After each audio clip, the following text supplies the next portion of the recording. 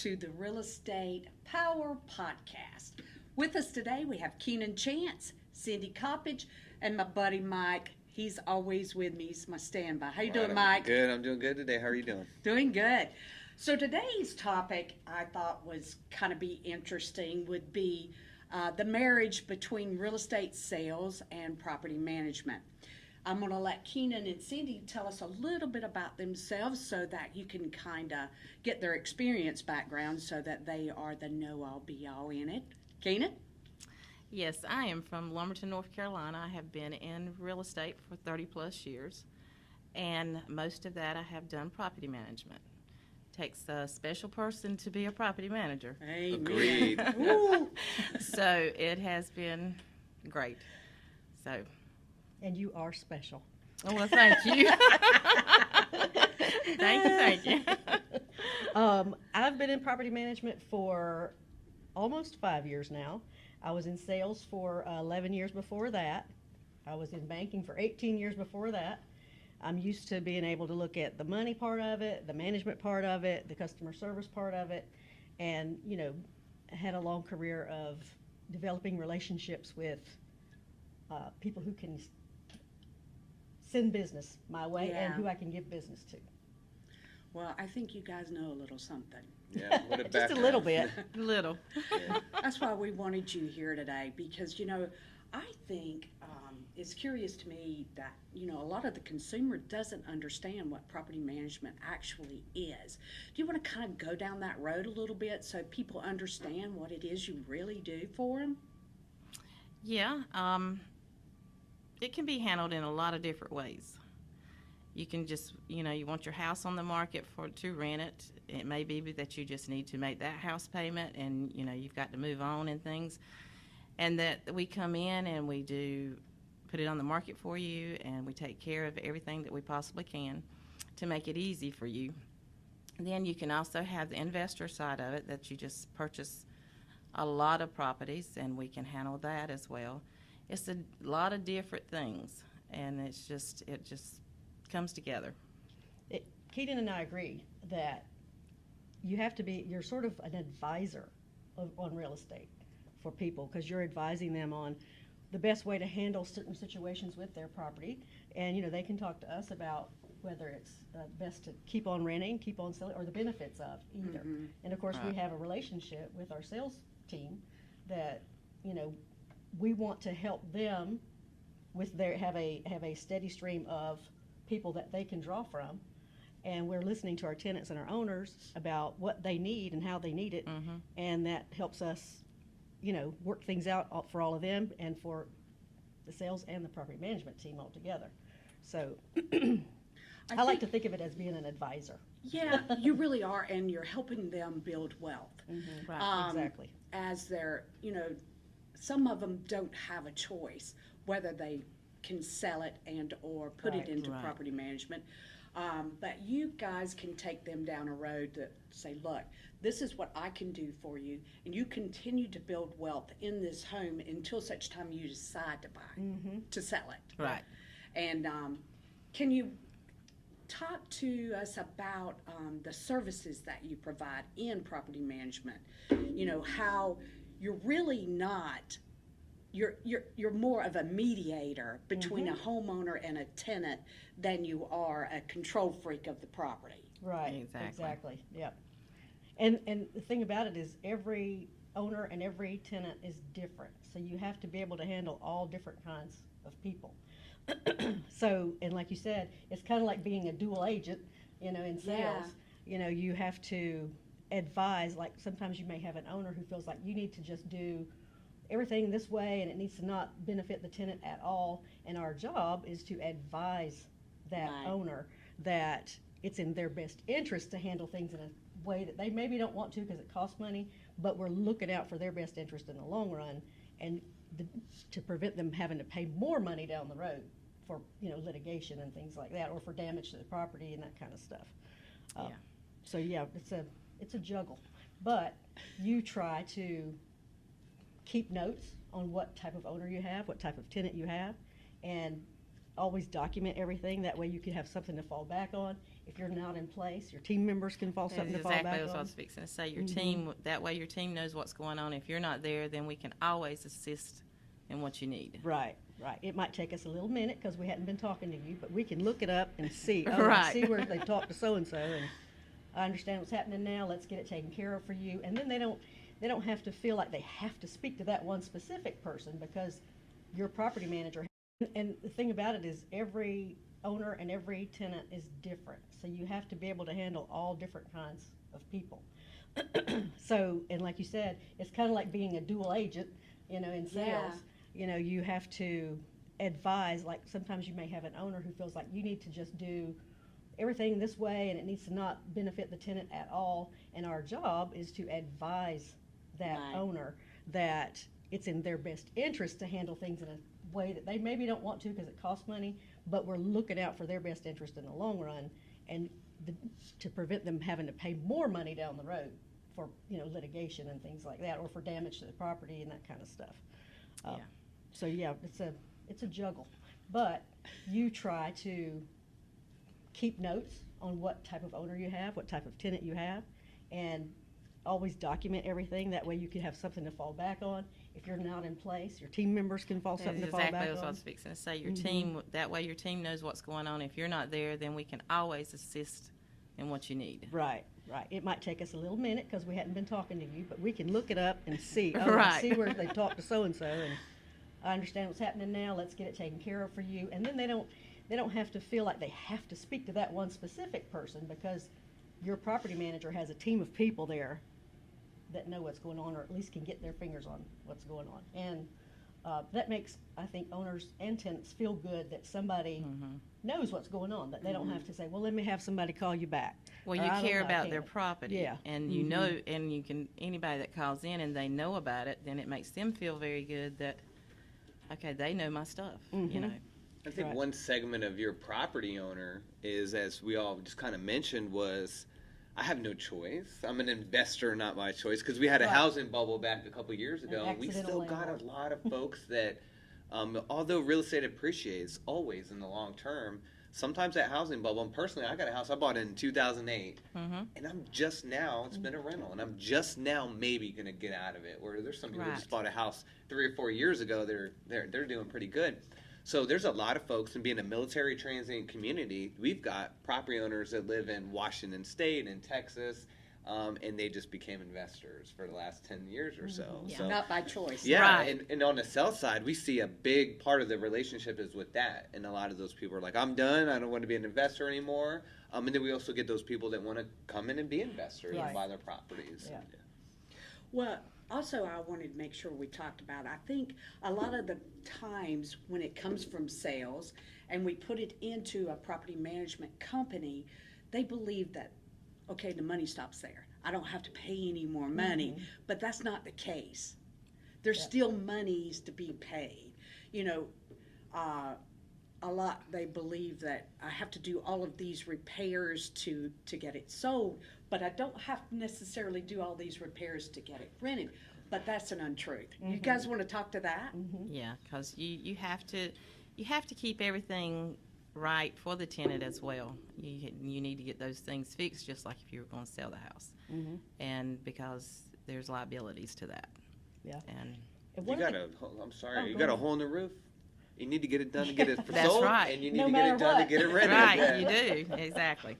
Well, if you're living in the house, you can kind of tolerate that leaky sink, but a tenant is No. not going to tolerate it. No, You get out here and you fix my leak because I'm not putting up with it because it's not my house. that's right. That's right. And I'm paying my rent, and you need to fix it. So Exactly. that's the way that goes. So. Well, Mike, can you kind of walk through how the marriage works between property management and sales? Absolutely, and I could talk all day about that Yeah. one. Everywhere from it is a business grows business, and having two business entities under one roof, like here, for example, is a great benefit to both companies. We're able to refer properties. The homeowner's not positioned to sell, or not in the best position to sell.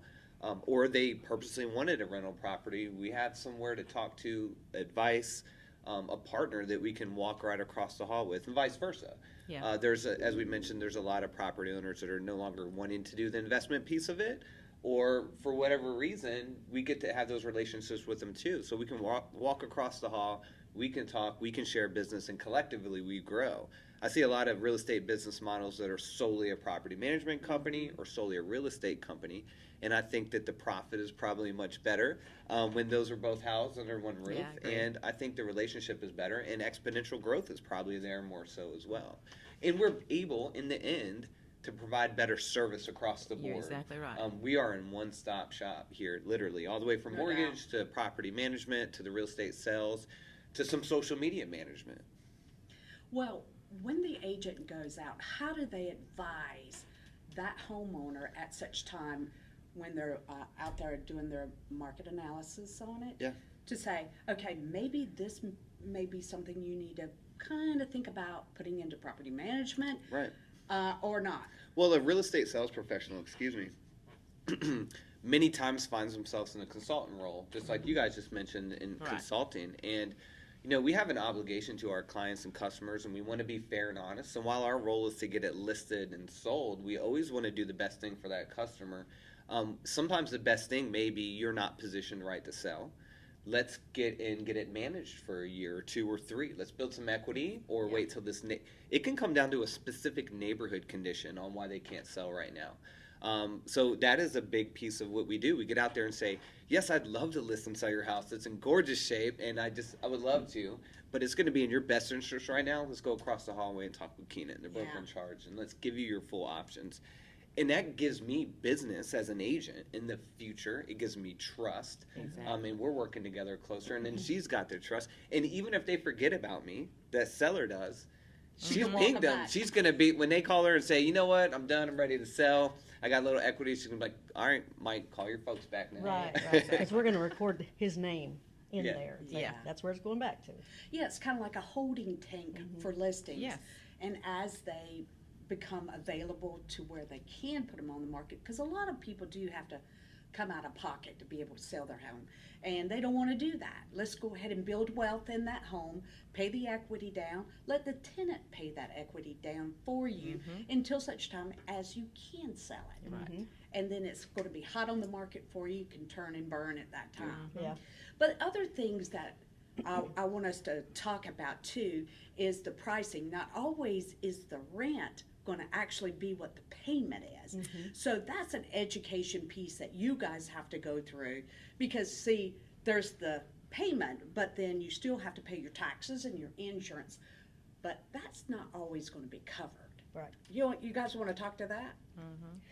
We advise them to speak to a tax consultant about how the benefits of like writing off the losses with your rental. You know, you may not get the full amount covered on a monthly basis, but you're not necessarily losing that full amount, and you're paying down your mortgage as it goes, so your equity is being built.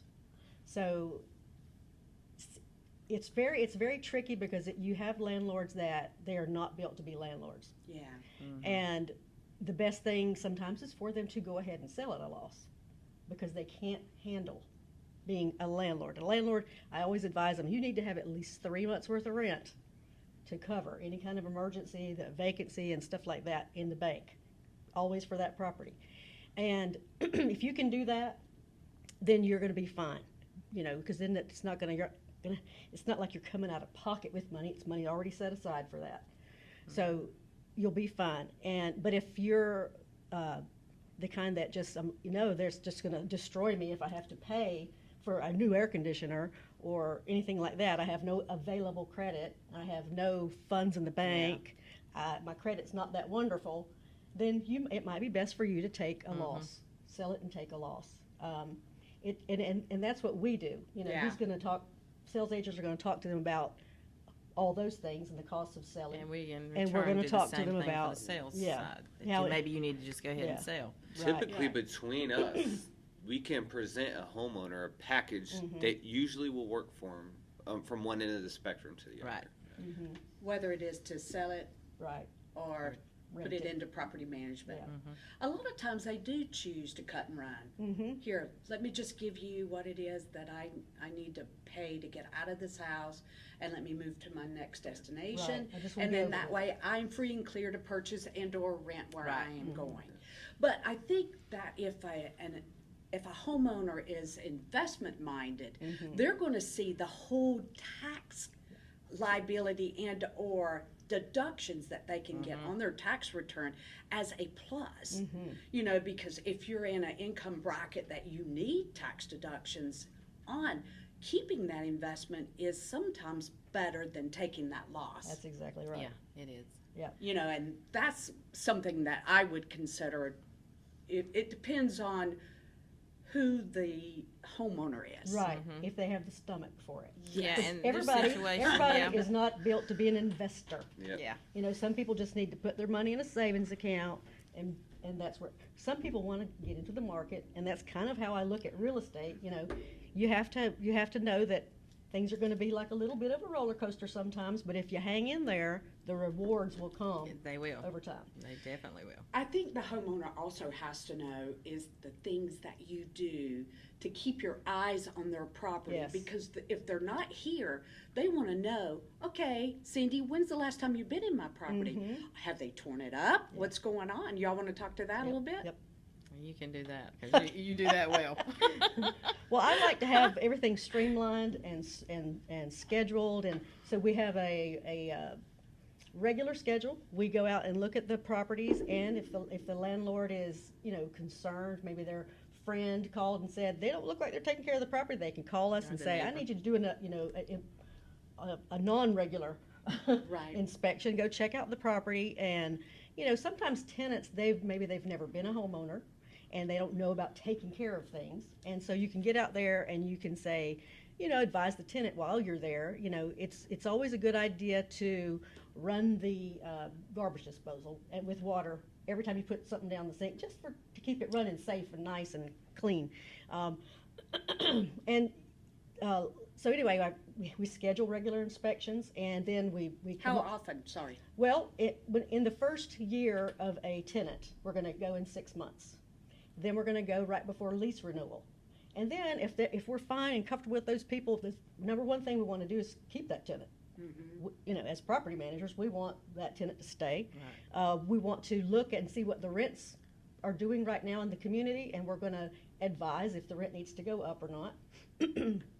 And then we're going to, if we keep that tenant another year, then we'll do another inspection at lease renewal. Because what we find, or what I have found in my experience, is that tenants are happier in a home when they're not constantly being inspected.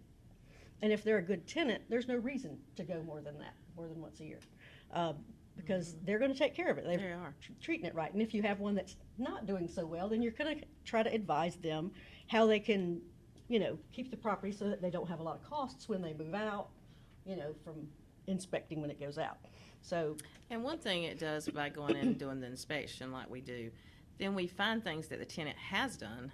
While they're still in there, we can go ahead and get them to fix these things and get them paid for. Yes. We can inspect them, and they've paid for it, and we don't find it when they move out, and then the deposit's not enough to cover it, and we have an angry owner. right, they have to So- come out of pocket for Right. that. And then, the tenant's gone, and we can't do anything about it. So then the owner's upset. So it's just easier by doing these inspections. It gives us a lot of leadway to make things be right. Can you guys also talk about the amazing software that you have, that you work with, that the homeowner has a portal as well as the tenant, and how you upload photos for everybody to see at one time? Yes, Yeah, it's my favorite. I know. You love it. So talk about how the homeowner can go to their portal. Yeah, well, both the homeowner and the tenant have a portal. And what we do is, in the homeowner's portal, we should have their 1099 in there that we share with them. They can look and see whether the tenant has paid rent or not. That kind of keeps a log of all that sort of thing. Plus, we give them a monthly statement that tells them, all the ins and outs of the property, the cash flow, all the copies of the work orders and copies of the invoices, copies of the leases, copies of their property management agreement.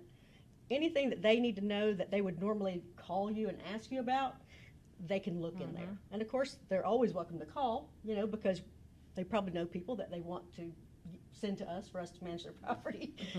Because we're doing such a great job that, we want them to call us.